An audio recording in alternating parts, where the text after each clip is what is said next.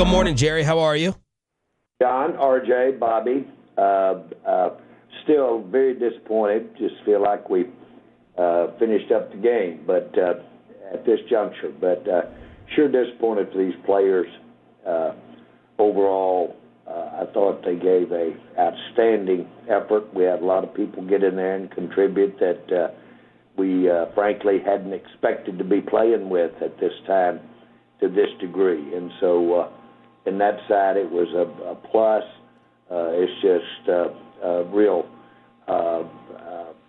disappointing for everyone concerned. I know the fans feel the same way to lose a ball game like the way we lost that game after giving ourselves that shot to win it. Jerry, can you kind of just take us through the punt block? I couldn't tell if you were like second guessing the call last night versus just having Turpin catch it. I think Mike said afterwards we didn't actually have a punt block called. Communication-wise, do you put that more on coaches, on players, just expected to know the rule? Can you just give us all your thoughts on obviously the play everyone's talking about? Yes, let me say this. They kick the ball. Let's say they get a good punt. He'd been booming them all night long. He'd had good yardage on his punts. We've got to go down and get within close enough that field goal to get about 30, 40 more yards if you assume that he gets a good punt off. Our offense had its pluses, but it also been stymied a couple of times there too. Frankly, when I really reviewed it after the dust had settled, it was not a bad call, and was executed on the front end of the punt block very, very effectively. And I've had revisited the look on the way the ball hit, and it really kind of bounced up in a way that was almost unavoidable. The players are coached up. They talk it up. They're constantly reminded that when a ball is blocked on special teams, you run from the ball. You don't ever get near the ball. And, of course, that ball hit just right and bounced back up into our player. I looked at the call. I'm not going to second-guess that call. That call had a lot of logic to it. So, yeah, you talk about how, they're coached up to do that, and they still don't, execute the play the way it's supposed to, right? There's organized. The kicking game is organized chaos out there. A lot of moving parts. Everybody's got a lot of different things to keep in mind, and that was a mistake not to run from the ball. But you've got to assume that he saw the ball. You've got to assume he knew where the ball was, all of those kinds of things. So unquestionably, it was a play that you'll keep in your mind forever, probably, that had the player done differently, then we would have got possession right there, and a good chance we win the ball game. But the second guessing would come from letting them kick it free, and taking the ball the length of the field to get within field goal range, or whether or not you should risk all the nuances of trying to block a kick, getting possession, and then making a kick. And the more you look at it, the more you see that it was a well thought out and well scouted. It was a really diagrammed well. I sat down with the special teams coach after the game, and he showed me the before the play diagram. It was very well thought out, and they lined up, and the way they tried to block it, the way they tried to block us up to keep us from blocking the kick, panned out excellent for us. So from that standpoint, it was a play that we executed. The ball, of course, didn't bounce our way. Jerry, in general, are you satisfied with the attention to detail with the team? Yes. Extraordinary attention to detail with this team, especially on special teams. And we've had special teams play work for us this year. We've had them backfire on us this year. It's a big point of emphasis John does an outstanding job. Our special teams coach is considered one of the very best there is in the game. And I would tell you firsthand, being around his logic, being around how he prepares these guys, it's unfortunate that the play didn't execute and cause us to win the game. Jerry Jones, Cowboys owner and general manager, joining us here on 105 through the Fan. Jerry, there was a series of plays there in the final few minutes of the game where you guys had 3 straight pass attempts. All of them fell incomplete. You had to punt it back to Cincinnati. Were you comfortable with the number of rush attempts you guys were getting late in that game? Yeah, we were running out of time, and you can second-guess that as well. We'll always be second-guessing the last part of that game, but the key influence in that game was how effective their quarterback is and how accurate he is and how well they execute the passing game. And it was we had some great defensive stands during that ball game and really played well. My hat's off to the way our defense played. Hold them to 20 points and get it down to that at that juncture of the game. Now, they made 27, obviously, but for practical purposes, the game was at 20. To be in that spot, and we had real risk as to whether or not if we'd have gotten that ball on that end of the field, we could have made the first down required to get us in a field goal range. Jerry, More risk than we actually took trying to block the kick. Jerry, I know you mentioned yesterday, right after getting out of the locker room, you said that you guys wouldn't know about DeMarvion Overshown's injury status until today. Do you have any update on his status? I do. He'll need surgery on his right knee, and we're doing the MRI this morning, but we know that it will require surgery. Do you have any indication on whether he'll be ready for next year, or are we looking at 26? I don't know at this time the time date on his rehab, but it is. I feel. I just can't tell you how bad I feel for him because he's just been through that with the mental and the physical rehab on his other knee, and then to turn around and have to go through that again is going to call on him in a lot of ways, and it's the toughest time for a player, and we all see the loss and know what it's going to mean for us in our remaining 4 games. But bottom line is that it's really sad that he's having to have this surgery for him as an individual and obviously us as a team. Yeah, Jerry, we felt his personality back-to-back years in Oxnard. Hey, just a guy, it seems like you want to be around. Kendricks, Micah, very emotional afterwards. Can you just talk about him a little bit more as a person and the type of year that he was having? I've heard Mike by his coaches. I've heard adjectives like Micah as genius. He's a rare athlete, rare person, really. And he really has quite a range of just living life.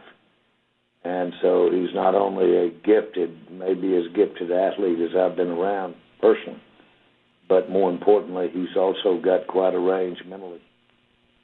And he does a lot of just really rare things. And it doesn't surprise me at all that he could have an emotional swing to the bottom the way he did after that ball game, after really giving a big accounting. He was a real factor in that ball game to have us in a position to win it.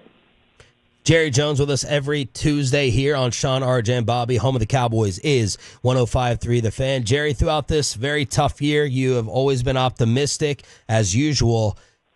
Did last night kind of feel like the reality of the playoff door closing? Are you feeling like, okay, maybe this is develop time, let's see what else we have? Did it feel like the playoff door kind of closed last night?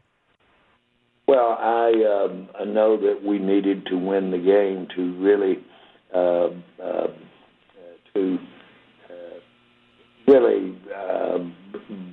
have what I would call a really win out, get better chance to get in the playoffs. And then we had to have some things happen for us. That was a setback last night. That was a hard one. We'll have to circle the wagons here and get out here and get ready to play Carolina, who gave Kansas City all they wanted last week. So bottom line is that this is the life we've chosen. Jerry Jones joined us here, 105 through the Fan. Are we getting closer to seeing Trey Lance? Oh, I don't think so. I thought, for the most part, we did some good things out there, and I still believe 10 gives us our best chance. So, Jerry, what would you say back to, okay, you kind of know what Cooper is, very solid backup, but is Trey have some of that wild card factor that hasn't been discovered yet? So if you're kind of out of the playoffs, just go and play the more unknown guy versus the emphasis being let's win as many games as possible. You've got it pegged as you were correct in how you looked at all the things to consider here. But wins are important for us, very important for us. This is a young team. Cooper, we think, gives us our best chance. We'll want to look at everything about last night and make sure the tail of the tape, so to speak, keeps us in the same mode. But it's very important to go down here and beat Carolina for this team next year and the next year. And we've got a lot of young players out here that we want to get that experience. And so you have to consider that when you consider if you will, evaluating at such a critical position, the quarterback we're both talking about. Jerry, you talked there about evaluations that you have to make, and you've mentioned recently a number of evaluations into the future that you have with staff and players and personnel and things like that. Outside of just the wins and losses over these next 4 games, what are the types of things that you're looking for from those areas that you're evaluating over the course of this last month? Well, first of all, let me be real clear. It's obvious our quarterback for the future is Dak Prescott. So we don't have to have guesswork about who's going to be our quarterback, number one. And so, number two, we will particularly be looking and have the opportunity to continue to look at these offensive linemen, get those snaps, get those reps. That's a big deal. And that should pay off for us as we go forward, because we've got about 3, possibly 4 young players that will really benefit from it. We've got a couple of young receivers that you'd like to see have the opportunity to get some more attempts and get some more catches. Those are the kinds of things you'd look at. Over on defense, we certainly was good to get our secondary back. First time we've had them all back there all year, and they played really well. That was a real test against that quarterback last night. Jerry, sorry, Jerry, go ahead. Yes, go ahead. Jerry Jones, sorry about that. Brought to you by Ford. Ford is the best in Texas.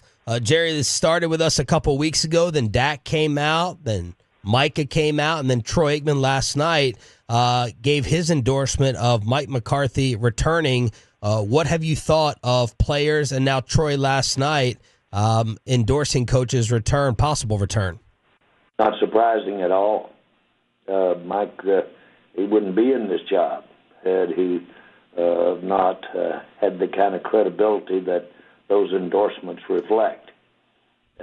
He's a heck of a head coach in the NFL and has got the skins on the wall to prove it. And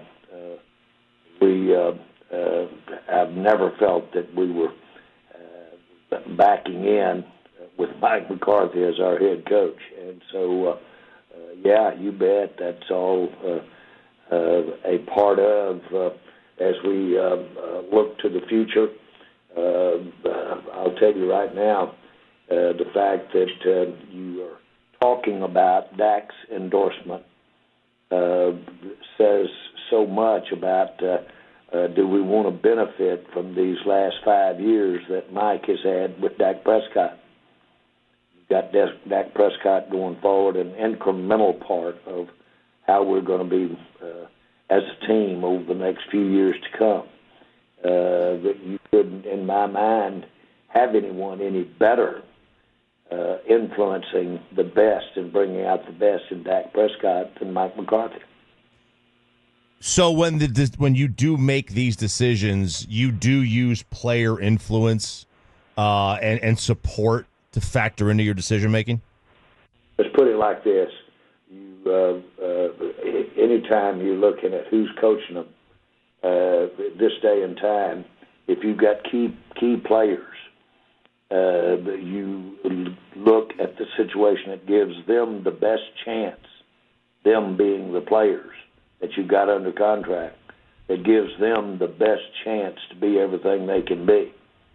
The coach that complements them the most, the system, the approach.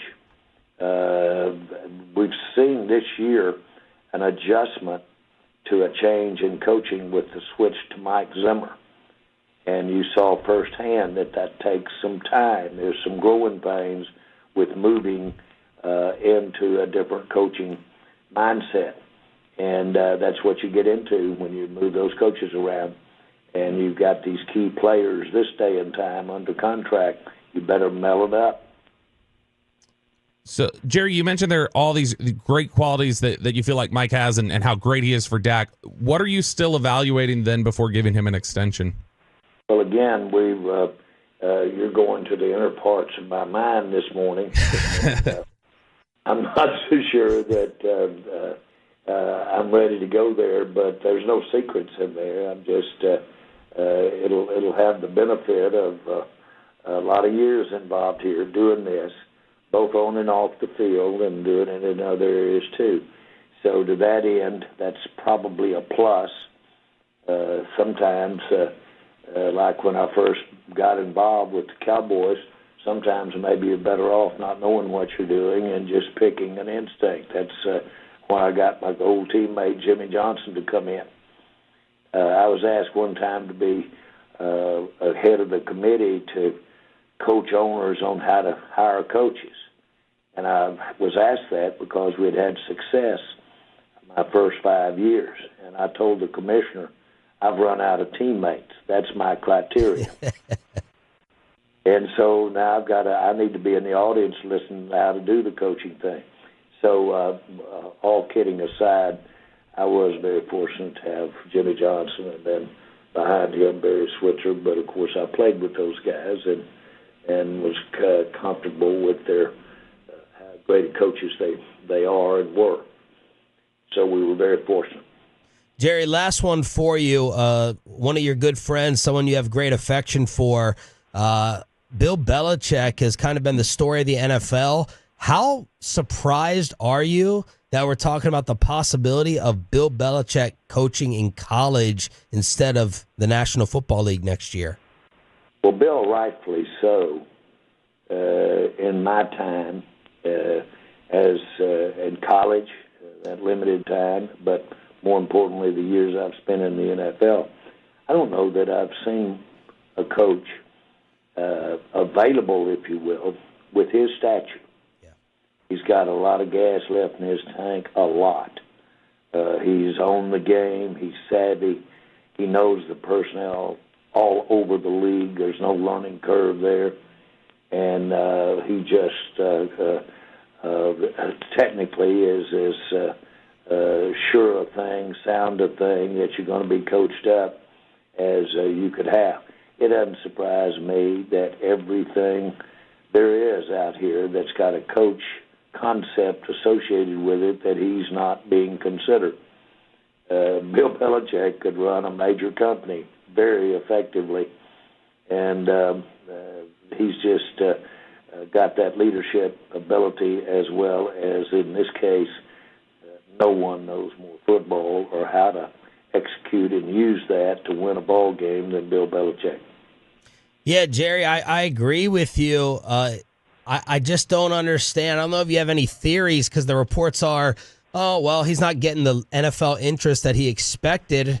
Why, if the greatest coach of all time is sitting out there, why would an NFL team not line up to go get him versus him having to explore college? It's a fair question, because on the surface, you don't have any decision. That may not be the case. They may be lined up to get him, and we don't know that. And sometimes they don't even know that. They'll have discussion of the people that are involved in a decision like this, and you really don't know if it's going to work until it happens. I'm talking about the melding of, or not the getting together of a coach with a team. And so this stuff is not red lights here. Red, stop, green, go. It's not that at all. You have to have it fit. And it doesn't surprise me, and you never know when you read about a opportunity or a situation that a guy like Bill Belichick is looking at. You never know the degree of interest that's there on either side. There's no way to know that. It could be so much as a conversation over a beer someplace. Jerry, thank you so much for joining us after the game last night. We appreciate it, and have a great rest of your week. Okay, guys, let's do that. Bye-bye.